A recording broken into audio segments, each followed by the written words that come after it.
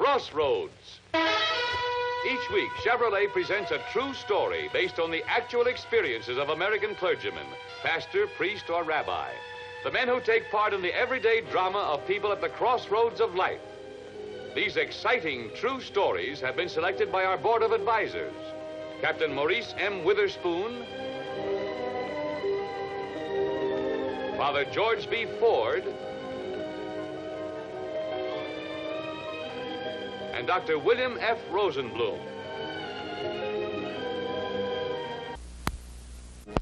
And now for our story.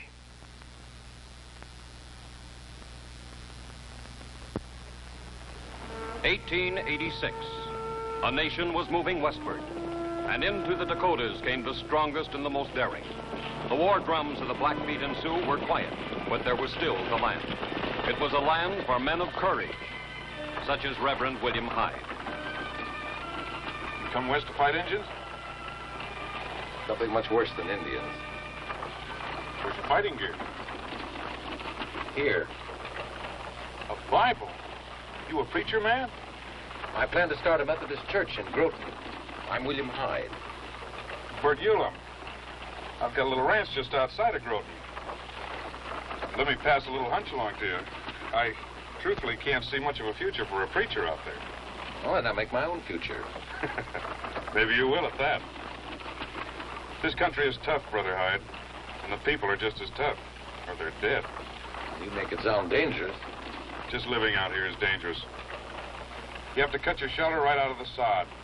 And believe me, when those northers start blowing that ice and snow across the plains, then you dig or die, Brother Hyde.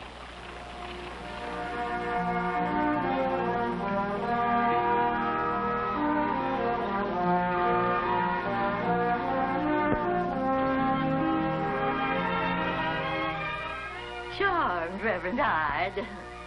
We certainly need churches in Groton.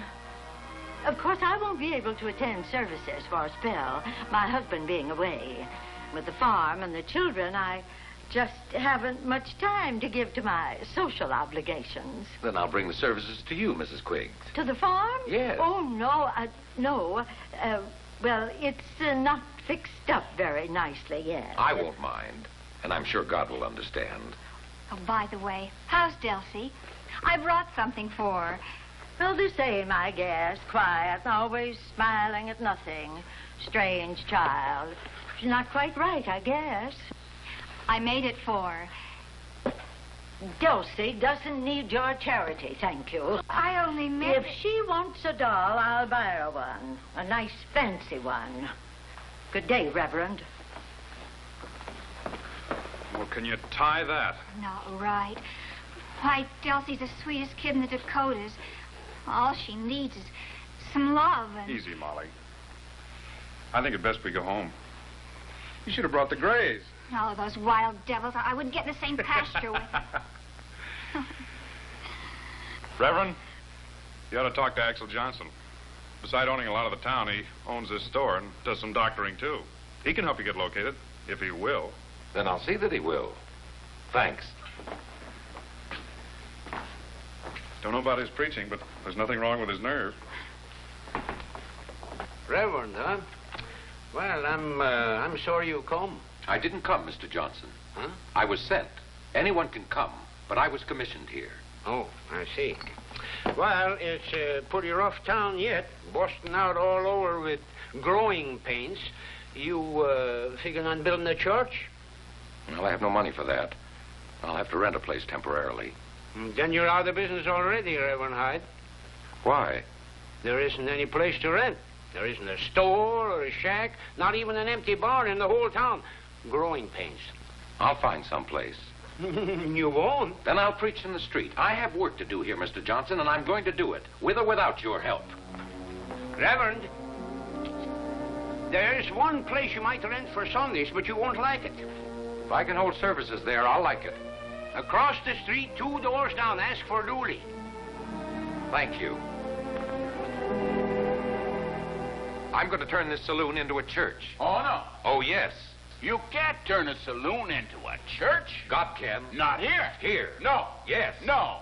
Look, Reverend, My place is closed on Sunday, sure, but Axel knows that I wouldn't rent this place for no church. He was Just testing, I know. Mr. Dooley, I need a church, and if you won't rent to me, well, I'll just have to preach outside. Right outside. Oh, no. And every day. No, you wouldn't do... But I believe that you would. All right, Reverend, you win. Bless you, Mr. Dooley. But you know something? I've been on this frontier for 30 years. I'm still carrying lead from 10 gunfights and scars from at least a dozen more, and this is the first time that I was ever backed down and by a preacher. Now go on, get out of here. I got work to do. Thank you, Mr. Dooley. Makes a man feel like drinking his own booze.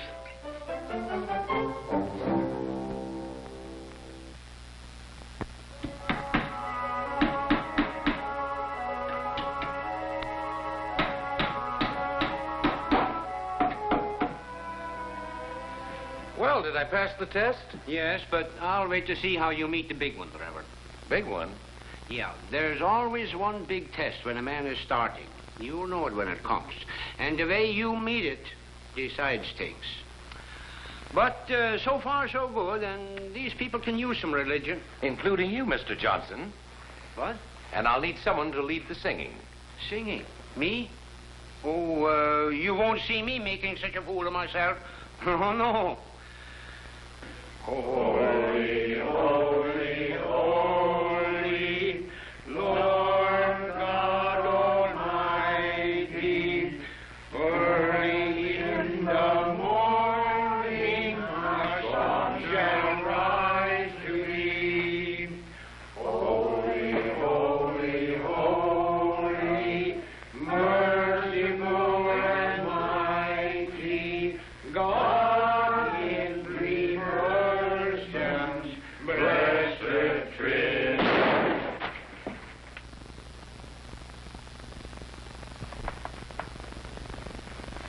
All right, you sinners, listen to me. I'm the devil's man, and I'm running this here meeting.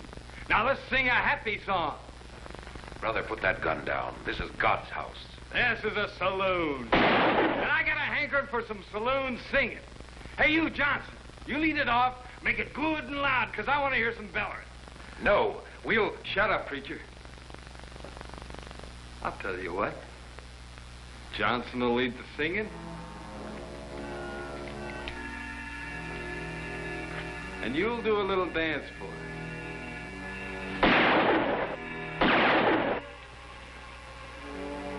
Start dancing.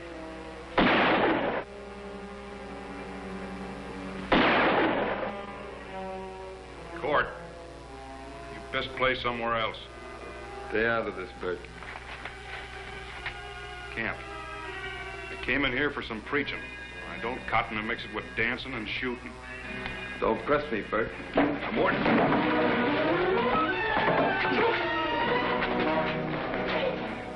Go ahead with your sermon, Reverend. I'll be back in time for the hellfire and brimstone. Could you open the door, please?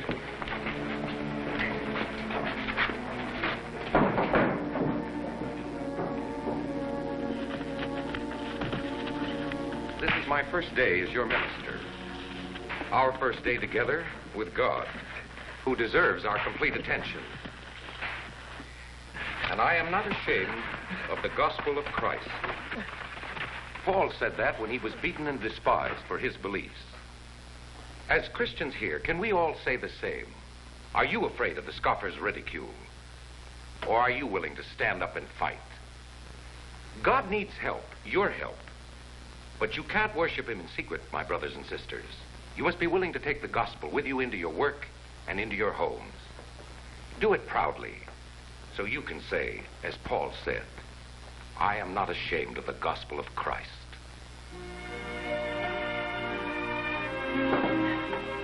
Reverend, I think my back is broken. Well, it'll only be once a week. Once, say, maybe you better have a church where the furniture stays put. Yeah, but there isn't any place. Well, I'll find one. I have to in self-defense. Thank you, Brother Johnson. I had faith that you could. Maybe you better call me Axel. I figure I'll be seeing a lot of you. Excuse me, please. Oh, Molly, that husband of yours seems to be taking plenty of time to bring the rig around. Oh, the Greys are probably giving him trouble. Those Greys are always acting up, but they're too wild. Oh, not for my birth. Why, he can handle...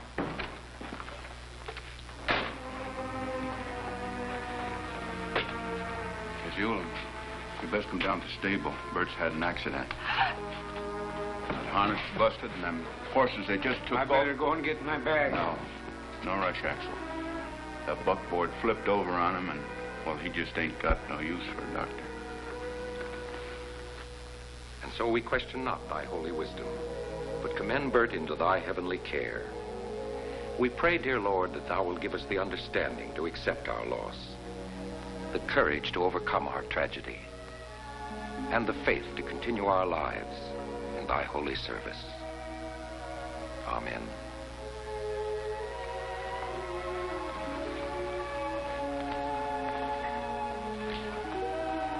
Be brave, Molly.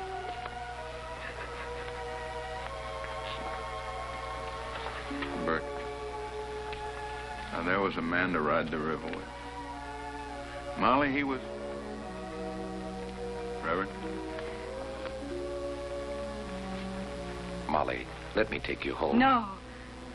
You and your talk of God. Well, I hate God, do you hear? Molly, you don't... I hate him. He took my birth. Did he care how much I needed him? How it tears the heart and soul out of me just to sit in that sod shack alone.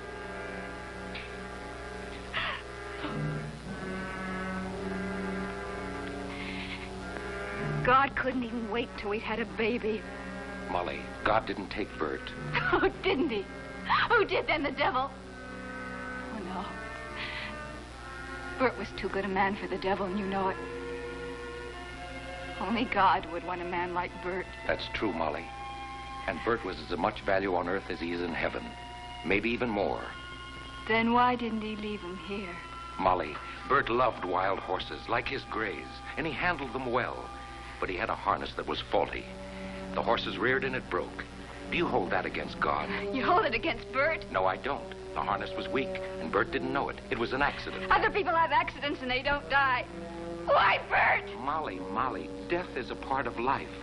The Lord doesn't promise us protection from every hazard, but he does try to help us over hazards like this, tragedies, and he can help you. Oh, try and understand. I understand one thing. Bert's gone. There's nothing left of him. Nothing except memories that will curse me as long as I live. If God has any decency, that won't be long. Molly, wait. At least take this Bible. I don't want it. And I don't want to see you again. Ever.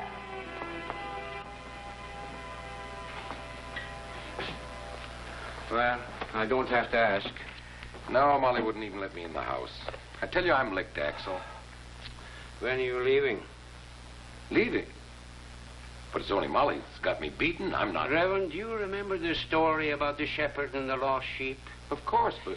It wasn't taking care of those good sheep in the fold that made him a good shepherd. It was saving the one that strayed away. Right to the mark, Axel. This is the big test, huh? Isn't it? Yes. And I won't fail. I'll find the answer somehow. Make it soon. Molly's all locked up with hate and bitterness. She isn't seeing anyone, probably not eating very much and not caring. And when a person stops trying to live, they die. It's only a matter of a little time. When the townspeople didn't come to him, Reverend Hyde went to them. Go ahead, Mark. Fetch the other kids and tell them the Reverend's here to hold services. Hurry up now.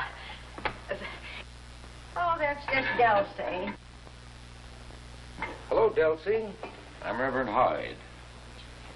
Well, speak to him, Delsey.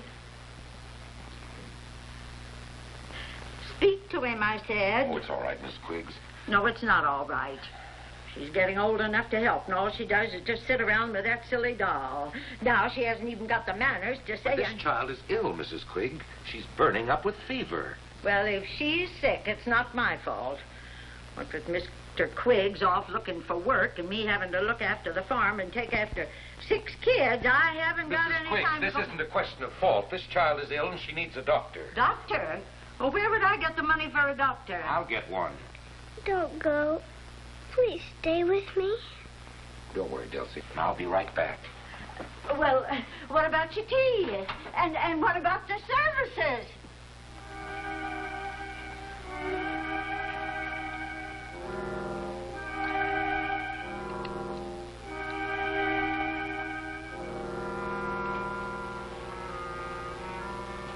The kids are getting hungry. They can wait. You keep this room clear until I'm finished. Well, you finish quick then. I haven't any time to go pampering Delcy. Get out. What? I'll have you know this is my house. 'Twas him asked you to come here, not me. Out!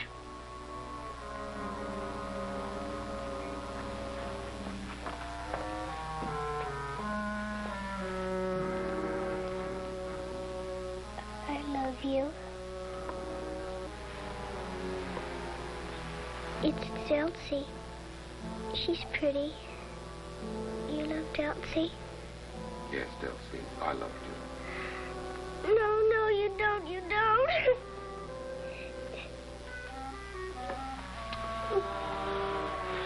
Fever's rising fast. Can't we do anything? Can you make her want to live? If she wants to live, she can lick this fever. If not, she may be gone by morning. You heard it. She's starved for love. Starved for her mother's love. That's what she's really dying of. Malnutrition of the heart. Like Molly Eulum. They both need. All right, I've had enough. You think because I'm a genteel lady, you can come in here and push me around. Well, you're wrong. Now, I'm telling you, get out. Mrs. Quigg. You, too, being a preacher doesn't worry me. And this Greener isn't one bit religious. Mrs. Quiggs, put her down. We'll go. I'll take Delcy with us. Delcy stays right here. But the girl is sick. She needs her. Bah, it's nothing but a bellyache or something. No more talk. This Greener's got 18 buckshot in each barrel, and I'm pulling triggers in 5 seconds. Come on, Reverend.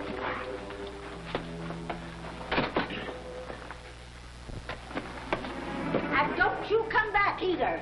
I'm choosy about my gentlemen callers.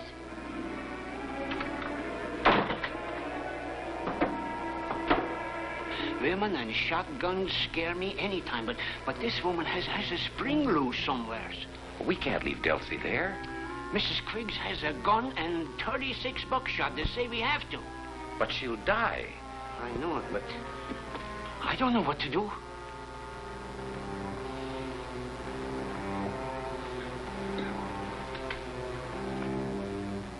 Axel, what if we could give Delcy a mother's love? You said it might help to break her fever. You can't fool a child. Delcy would know it was a fake. It wouldn't be a fake with Molly Eulum. She needs Delcy, and Delcy needs her. It has to be God's answer. And Mrs. Quiggs' answer would be no. So I won't ask her. Reverend, if you're thinking what I think you're thinking, I think you're crazy. But I'm with you, 100%. Good.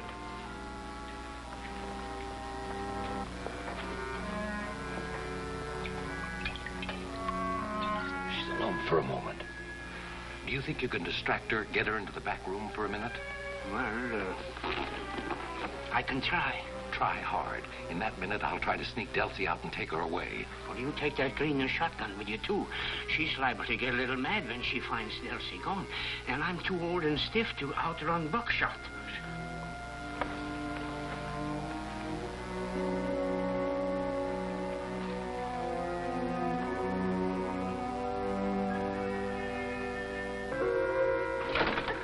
Mrs. Quiggs, I just came back to apologize. Apologize? Well, I should think you would. I know you're angry, but I beg you to forgive me like the generous lady you are.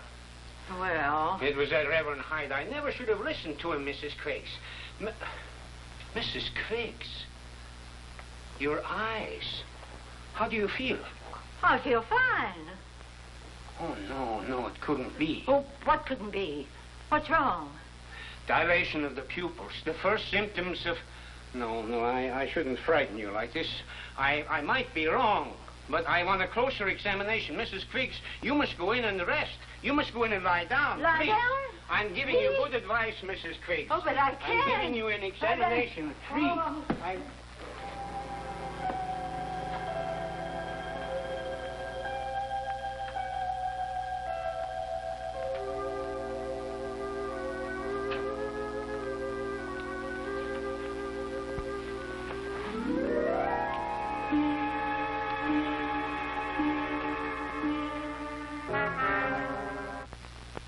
Take her back. She's not mine. But Molly, Delsie'll die without your care and your love. Love. I used to love. But that was when I had a heart, Reverend. God took that when he took Bert. Now all I've got left is a big empty spot full of nothing. So get her out of here. Take her back where she belongs. She belongs here with you, Molly. You're the only one that can make her want to live. All right, I'll take her back. Only let her rest for a moment. I'll wait outside. I know you'd prefer that. There. No! Take her now. She needs a few minutes rest, Molly. If you want her out now, you'll have to put her out. You think I won't? She's not my child. I don't know her a thing. I love Delsie. You love Delsie.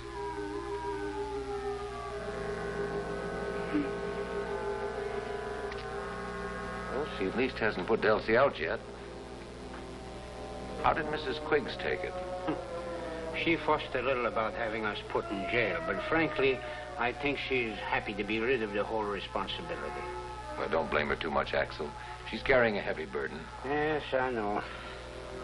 If her husband doesn't come back, and he won't, I think she'll be glad to let Molly adopt Delsie for good. Isn't there anything else you can do? No, not until this fever crisis is over. If Molly can keep her alive through this, everything will be all right. Well, we'll know in a couple of hours. Until then, all we can do is wait. No. There's one other thing we can do.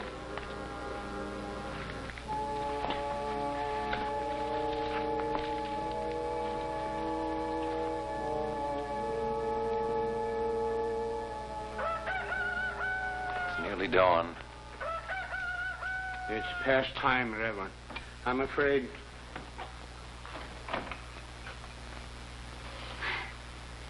She's sleeping. Reverend Hyde. Oh.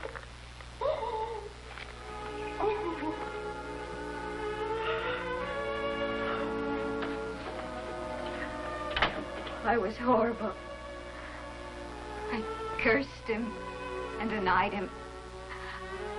Oh, Reverend, I turned my back on him.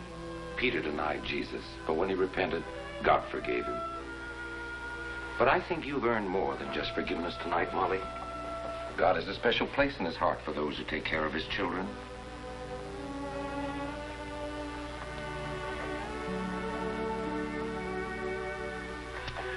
It's been a great test, Molly, and you met it fine. Well, Reverend, come on, let's go. It's been a long night. I'll see you tomorrow, Molly.